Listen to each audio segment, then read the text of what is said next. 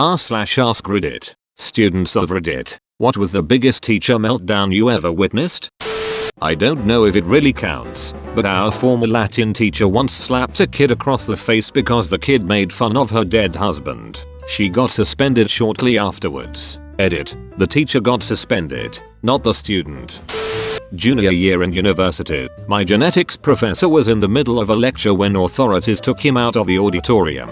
Thank goodness, and informed him that his wife, the dean of our college, had been struck and killed by a motor vehicle that morning. He retreated to his office and proceeded to tear the place apart like a tornado had gone through it. He ripped the top of his desk off its frame, pulled down all of his bookcases, books, pages, papers, all sorts of documents and furniture strewn everywhere in pieces. By the time I graduated he still wasn't the same man as he was before that awful day. To be fair, that's a pretty solid reason to tear apart an office if there ever was one. I imagine him getting bad news. Prof, thank you officer. The officer, are you okay? Prof, yes, I just need to go straighten out my office. Closes door. Loud destructive sounds. The officer, wow, he took that really well. I was nervous for nothing.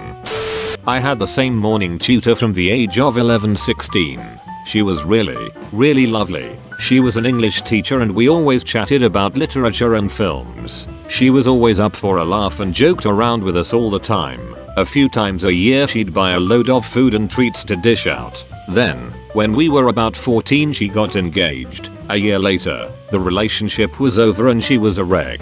She suddenly got really quiet. Then, one day, we were all talking and laughing but she was trying to get our attention. She couldn't get the attention, and suddenly burst into tears. Took off her ID card and, in the dead silence of the room, said, "I can't do this." She walked out of the room and we didn't see her again for weeks. She's now traveling the world. I have her on Instagram. Last time I checked she was in Nepal. In high school our government teacher freaked out on my class. We had a few talkers in the back corner but they finally broke him.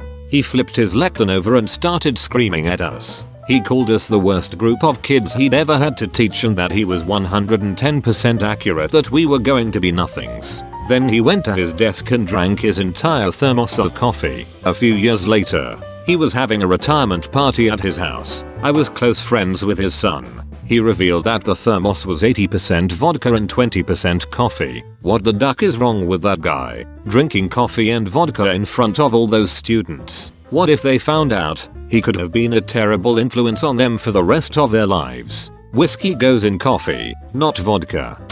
Maybe not a meltdown per se, but I had a chemistry class that was held in a huge auditorium with really steep stairs. The professor always walked all around the room while we took quizzes and tests. One day he tripped halfway up the auditorium stairs and took a hell of a fall. He landed face down, unhurt apart from bruises, on the floor, and before we could really react he starts banging his fists on the floor and screaming, "Entropy, entropy, entropy." It started as a normal lesson with the teacher giving the class a lecture.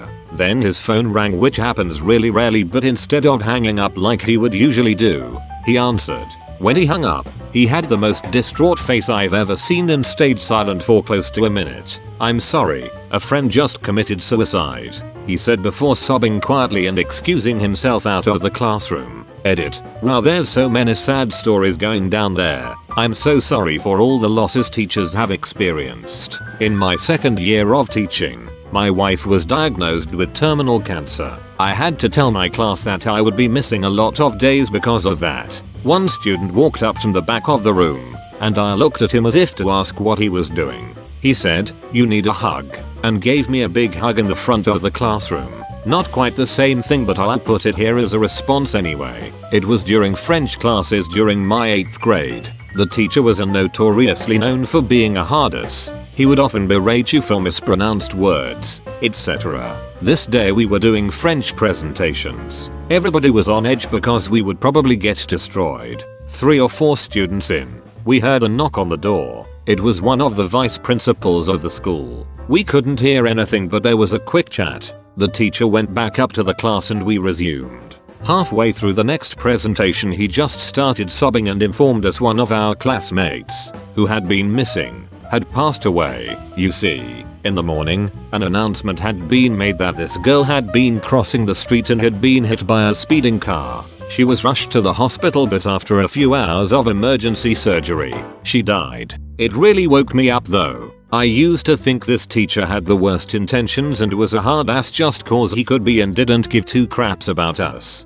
But he genuinely cared so much for his students. I had him later in a higher grade and absolutely loved him. He was genuinely one of the best teachers and gave it all he had when he taught. Much respect, Mr. Chu. In primary school, some kids were misbehaving and she broke down into tears, started screaming and threw a chair. We never saw her again. In my senior year, my English teacher was assaulted by a serial rapist. She was going to check her mail and he grabbed her. She was tiny, but she fought him off and he ran when someone came to see WTF was going on. She wasn't raped, thank God, but she definitely had PTSD. This was in '89. So she wouldn't have been diagnosed with anything. I don't know why she decided to tell our class, but she fell apart when she got about halfway through. She wasn't the only one.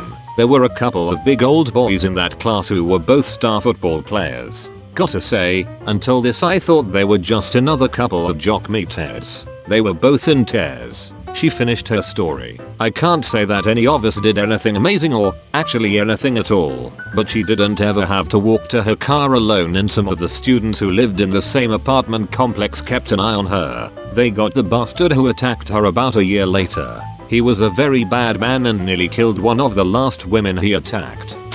Year 9 maths class. Our teacher was off sick and an early 20s substitute teacher came in to cover. She was lovely, kind, friendly, although a bit timid and shy. One girl in our class used a fountain pen to flick ink on a skirt she was wearing one day. Poor woman noticed her do it, didn't say a word and just went to her desk, put her head in her hands and sobs. Doesn't move to 10 minutes at least. Eventually a friend of mine goes to get another teacher. The sub was escorted out, still crying, and was seen for the rest of the day just crying in her car. Didn't move for another 4 or so hours. It was probably her only work outfit and she wasn't making enough to buy anything else to wear. Similar thing happened with a new sub in HS. They have it rough. I'm starting to think teachers deserve more tips than any other jobs. Teaching is one of the only jobs where people are actively trying to stop you from doing your job. Up there with the armed services in that sense. I had a Spanish teacher in middle school that was so tired of us turning in broken Spanish on our homework assignments that she screamed at us and called us stupid Americans before throwing pieces of chalk at us one after the other. Another time she got on her knees and started praying the rosary in front of us when a girl said El Polo Nugget.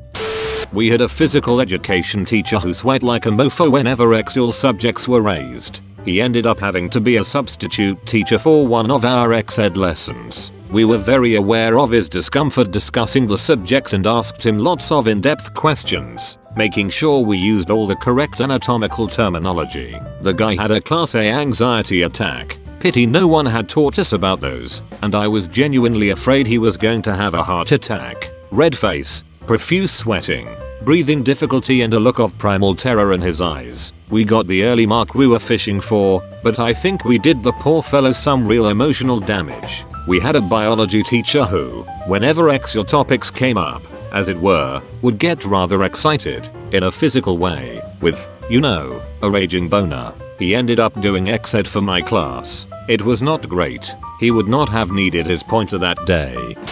I was in band. One day, one of the regular always in trouble disruptive students was being extra disruptive while the director was trying to tell us something important. So after about 5 different times of going the normal route to get him to settle down, he cracked. It got quiet and then the director bellowed, "Student's name.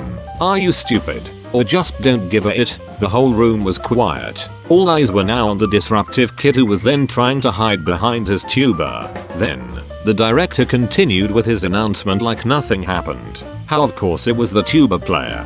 Bunch of misfits, they are. I played trombone, so I'm well versed in the ways of the low brass mafia. This was in high school. We had a band teacher. His nickname was Pinky because he had very red hair and pale skin with a red tint. Borderline albino. Every time he got mad his entire face turned tomato red. I don't remember the sequence of events, but he was already frustrated. Everyone in the room knew to shut up so that we didn't piss him off. Well, Everyone except this one dippy girl. She asked something along the lines of "Are you mad?" and kept pestering him. He finally snapped. His face turned that familiar shade of tomato red and he threw the pencil he was using to conduct across the room. He then stormed out and slammed the door hard enough that it could be heard on the other side of the building. He quit soon after. I'd really appreciate it if you liked and subscribed.